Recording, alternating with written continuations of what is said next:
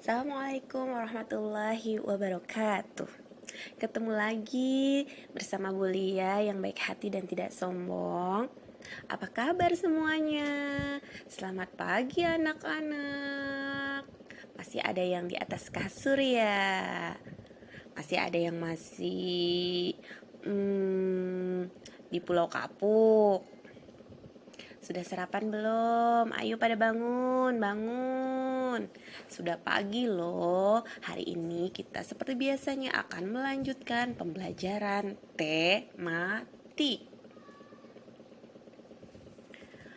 Mana suaranya 4A yang cantik-cantik? Mana suaranya 4B yang ganteng-ganteng?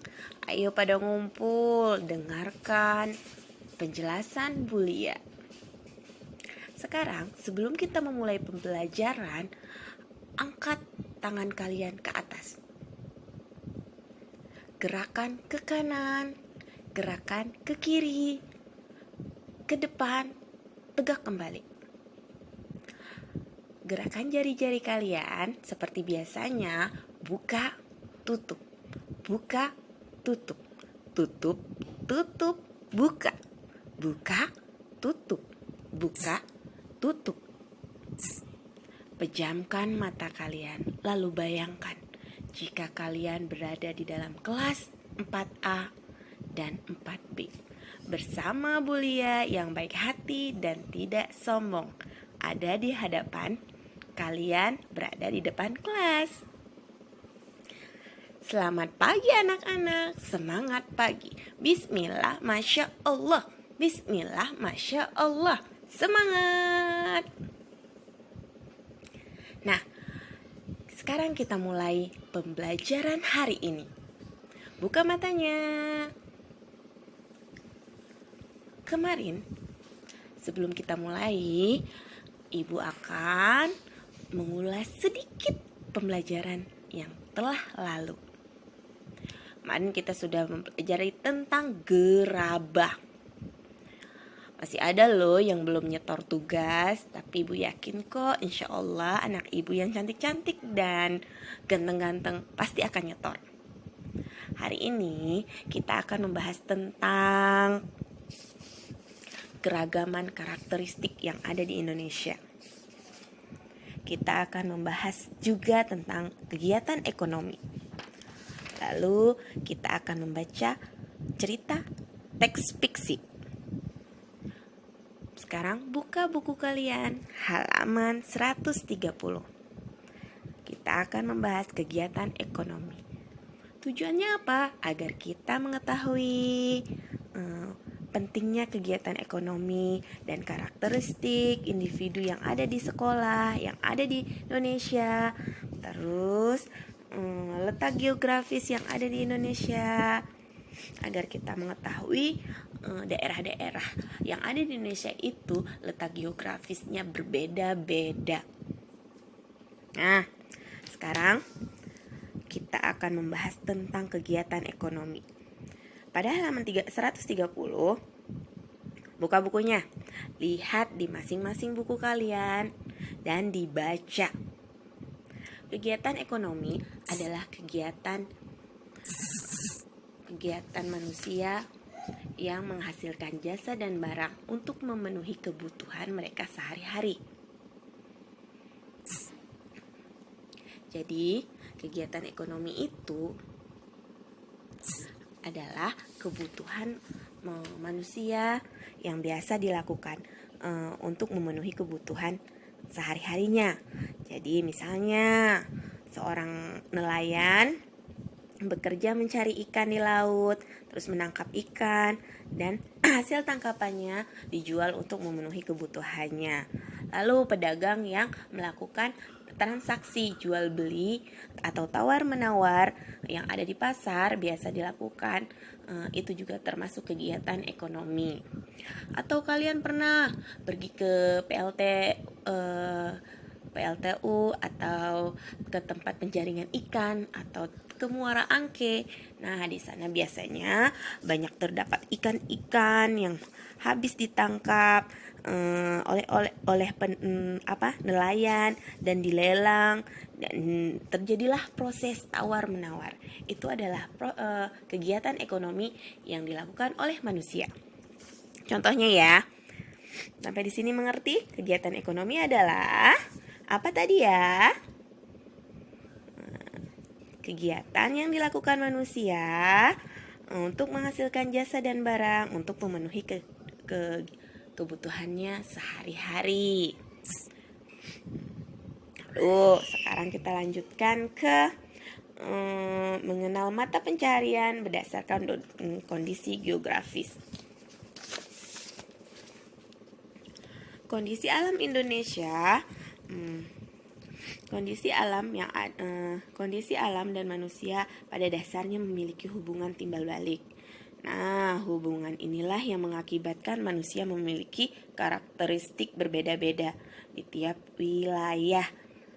Aktivitas penduduk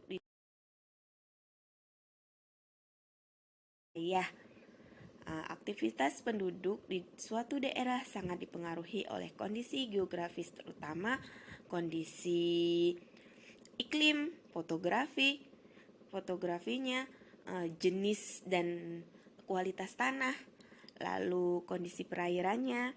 Nah, biasanya penduduk yang hidup di daerah pantai, mata pencahariannya atau bekerja sebagai nelayan, kalau enggak penjual jasa wisata, sektor perikanan, perkebunan kelapa, atau petani garam, petani ikan asin, dan lain-lain.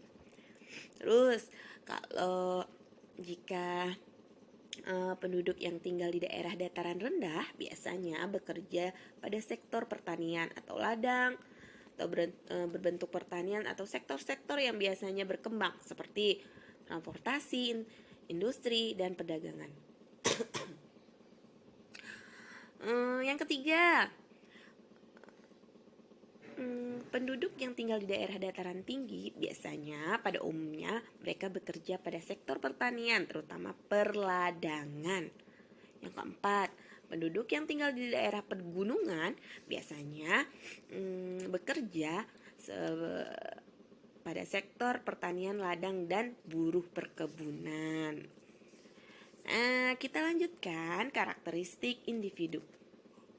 Apa sih karakteristik itu? Ada yang tahu tidak? Selamat pagi karakteristik semuanya. adalah karakter dan gaya hidup seseorang serta nilai-nilai yang berkembang secara teratur sehingga tingkah laku menjadi lebih konsisten dan mudah diperhatikan. Karakteristik juga berarti ciri atau karakter secara alamiah yang melekat pada diri seseorang. Jadi, karakteristik seseorang adalah ciri atau karakter yang melekat pada diri orang tersebut atau diri seseorang. Karakteristik itu di Indonesia itu banyak bermacam-macam jenisnya. Jenisnya ada antara lain jenis kegemaran, pekerjaan, ras, suku, pengetahuan, serta agama, kepercayaan, dan banyak lagi. Jadi keragaman karakteristik yang ada di masyarakat Indonesia bukan penghambat kita untuk bersatu, malah membuat kita harusnya semakin bersatu. Karena walaupun berbeda-beda, tetap satu jua. Itu semboyan yang ada yang mengikat penduduk Indonesia. Ya, Bhinneka Tunggal Ika. Nah, manfaat karakteristik tersebut apa ya? Manfaatnya kita dapat belajar saling menghargai karakter setiap orang. Terus kita bisa belajar bersosialisasi dengan orang lain, belajar toleransi, saling melengkapi sesama seseorang, hidup rukun dalam masyarakat. Jadi manusia itu gak bisa hidup sendiri. Dari pertama kita lahir sampai kita kembali ke alam kubur, kita kembali pada Sang Pencipta, kita sudah mati, kita pasti butuh bantuan orang lain. Dari mulai mandi, nggak mungkin kan kalian misalnya sudah mati mandi sendiri atau dikafani pakai baju sendiri, pasti membutuhkan pertolongan orang lain.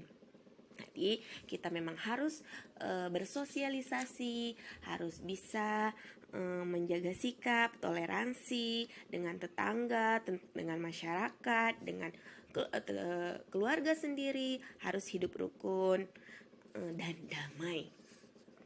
Itu ya.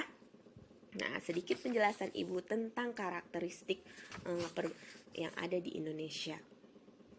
Nah, sekarang kita akan melanjutkan tentang membaca teks fiksi. Baca sendiri-sendiri ya.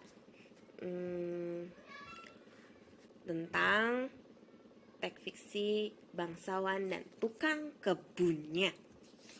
Dibaca sampai selesai. Lalu dengarkan kembali penjelasan dari Bulia yang baik hati dan tidak sombong. Nah, biasanya dalam teks fiksi itu Ibu selalu bertanya, siapa tokoh-tokoh yang ada di dalam teks bacaan yang sudah kita baca? Siapa tokoh pemeran utamanya? Pemeran pembantunya atau tokoh antagonis dan protagonis yang ada dalam cerita tersebut. Dan selalu juga Ibu tidak pernah tertinggal menanyakan juga apa pesan moral yang terkandung dalam sebuah cerita tersebut. Nah, sekarang kita akan membahas tentang tentang yang tadi barusan Ibu jelaskan, Ibu sampaikan. Jadi tokoh itu dibedakan menjadi dua, tokoh utama dan tokoh pembantu atau tambahan. Yang pertama, tokoh utama. Tokoh utama adalah tokoh yang memiliki peran penting dalam suatu cerita. Tokoh utama paling banyak diceritakan, baik sebagai pelaku kejadian maupun yang dikenai kejadian. Bahkan dalam novel-novel tertentu, tokoh utama senantiasa hadir dalam tiap kejadian dan dapat ditemui dalam tiap halaman novel yang bersangkutan. Pastinya kalian juga pernah kan nonton film-film atau baca buku. Nah, tokoh utama itu selalu ada loh. Tokoh yang baiknya ya nggak selalu baik sih.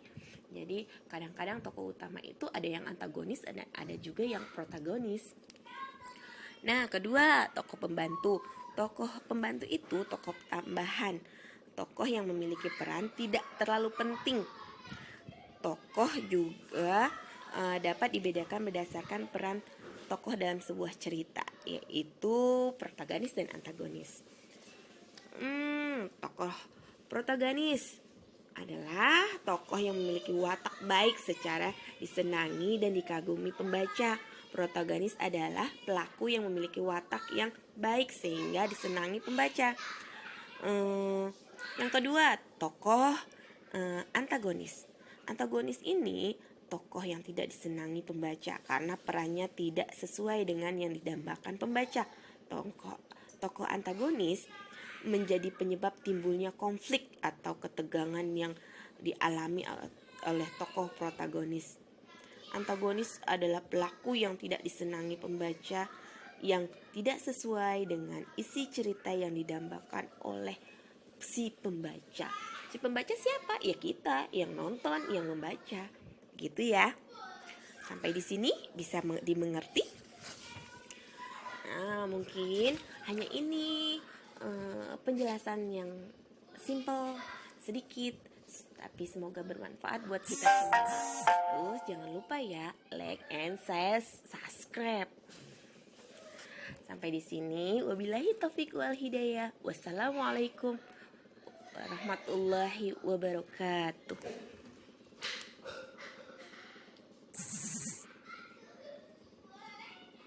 Iya, aktivitas